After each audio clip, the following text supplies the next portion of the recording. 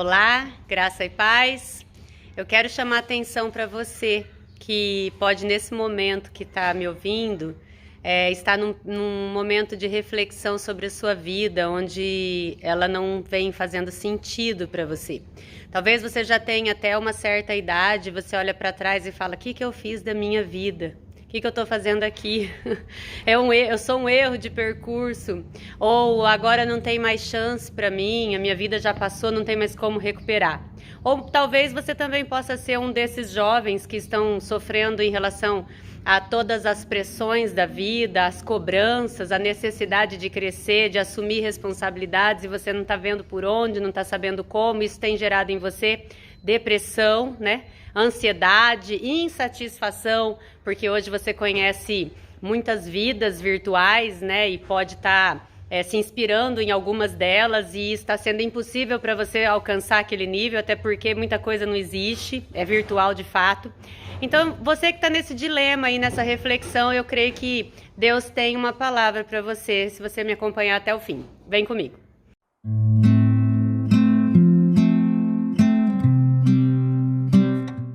Lá no livro de Provérbios, no capítulo 4, versículo 23, tem um versículo que diz assim: sobretudo, guarde o seu coração, pois dele provém as fontes da vida. E ele me chamou a atenção porque eu sempre aprendi que só existe uma fonte de vida. E aí aquilo ficou no meu coração martelando. Por que que o escritor quis dizer que é para eu guardar o meu coração? Porque dele vem, né, a fonte da vida, a direção para a vida, né, a fonte de qual vida eu terei, né? E aí, e não é uma fonte, são as fontes da vida.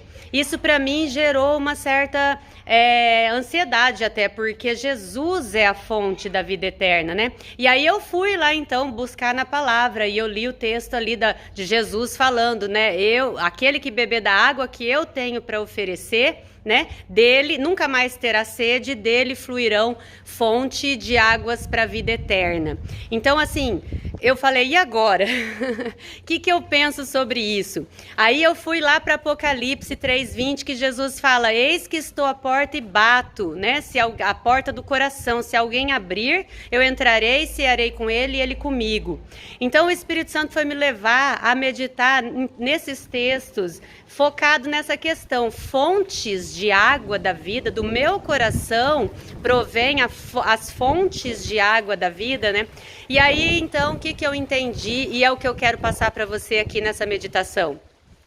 Jesus está à porta do nosso coração, e ele bate para ele entrar e ceiar comigo e eu com ele.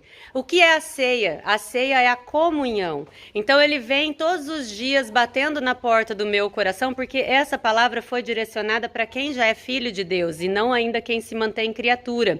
Tem um vídeo meu aí que depois eu vou deixar aqui o link para você, sobre você é de fato filho de Deus? Todo mundo é? Não. Então lá vai te trazer mais experiências em relação a isso, se você não souber.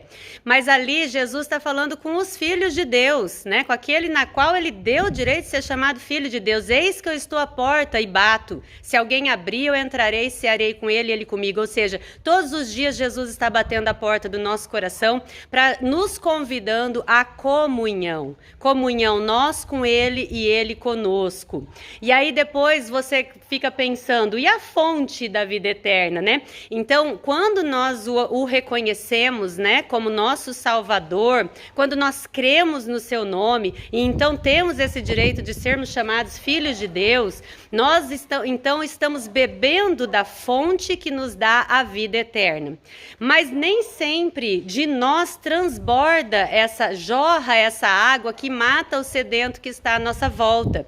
E aí então esse versículo de Provérbios fez todo sentido para mim, porque do meu coração provém as fontes de vida, mas não de vida eterna, vida de sabedoria, vida de como viver nessa terra, vida de viver com abundância, porque eu tenho Cristo habitando no meu coração e eu já bebi da fonte da água da vida eterna.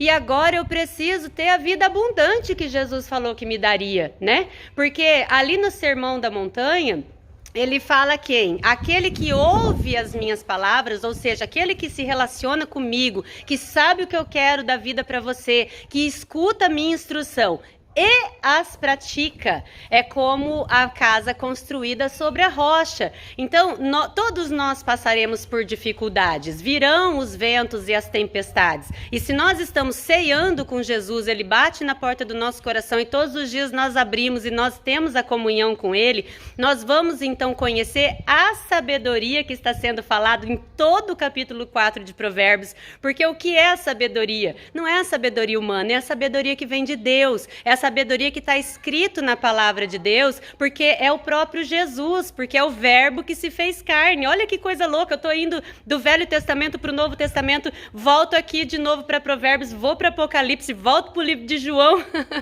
volto para os evangelhos ali. E é tudo uma coisa só que Deus está nos falando, e a gente precisa meditar nisso e fazer os links e deixar o Espírito Santo falar no nosso coração. Então, do nosso coração, aí tem uma tradução, a NTLH, que diz que é para a gente guardar o nosso pensamento, cuidar com o que alimenta o nosso pensamento. Aí ele já não está mais usando o coração, ele usou o pensamento, porque o nosso pensamento domina a nossa vida. Então, olha que explicação didática, né? O que alimenta o nosso pensamento? Nós, filhos de Deus, que deveríamos estar com a nossa porta do coração escancarada para o nosso Senhor e Salvador Jesus Cristo ceiar conosco, termos comunhão com Ele e Ele conosco, e nós que somos essa pessoa chamada a essa comunhão ao Rei dos Reis, ao Leão da tribo de Judá, aquele que tem o domínio sobre os seus ombros, todo o domínio, né? Esse convite, o que é que nós estamos deixando entrar no nosso pensamento? Porque o que nós estamos pensando, ou seja, aquilo na qual nós acreditamos, é o que domina a nossa vida. Por isso que fala que o nosso tesouro é o que está no nosso coração. Porque o nosso coração é o nosso pensamento, é aquilo que a gente alimenta, é aquilo que a gente dá força para nós, é aquilo que a gente acredita. E quando a gente acredita de fato numa coisa, aquilo governa a nossa vida. Então, no que nós estamos acreditando? Nós só podemos acreditar em Jesus Cristo se nós tivermos comunhão com Ele. Porque como nós vamos ter crença numa pessoa que ressuscitou e que todo dia nos convida à comunhão e nós não queremos essa comunhão? Então isso é religiosidade. Contra fatos não há argumento. Então, falar, até papagaio fala, olha quanto ditado popular. Mas você fala em nome de Cristo, você até prega Jesus Cristo, você fala sabedorias bíblicas, mas você não guarda aquilo no seu coração, você não cuida para que aquilo entre no seu coração, você não deixa aquilo entronizar no seu coração. Então, as suas atitudes não combinam com a sua fala. E aí, daí que vem uma vida fútil, uma vida depressiva, uma vida de ansiedade, uma vida sem sentido, uma vida que não tem o valor que a sabedoria diz o que de fato é valor. Uma vida que não tem o sucesso que a sabedoria diz o que de fato é o sucesso. Então hoje nós temos um monte de filhos de Deus que não vivem a vida abundante, a paz que excede todo entendimento, não andando ansiosos por coisa alguma, crendo e temendo aquele que pode tirar a vida e não aquele que não tem poder para tirar a vida, né? Para lançar na vida, no inferno, né? Como está ali em Mateus. Então, queridos, a vida cristã não é brincadeira. A vida cristã, ela se resume, se eu puder falar aqui nesse vídeo agora, em ouvir e aplicar. Ouvir e deixar ela entrar no seu coração. Ouvir e alimentar o seu coração. Seus pensamentos precisam ser a sabedoria que está ali no livro que Deus deixou escrito para nós. Então, a partir disso, provém a fonte de vida. Qual vida? Vida eterna? Não, vida abundante. Porque a vida eterna, a fonte é Jesus Cristo. Essa nós temos. Então, agora nós queremos a fonte da vida abundante. Fique com essa palavra, medite nisso. Jesus está à porta do seu coração, batendo. Se você abrir, ele vai entrar e vai ter comunhão com você e você com ele, na graça do nosso Senhor Jesus. Em nome de Jesus, amém.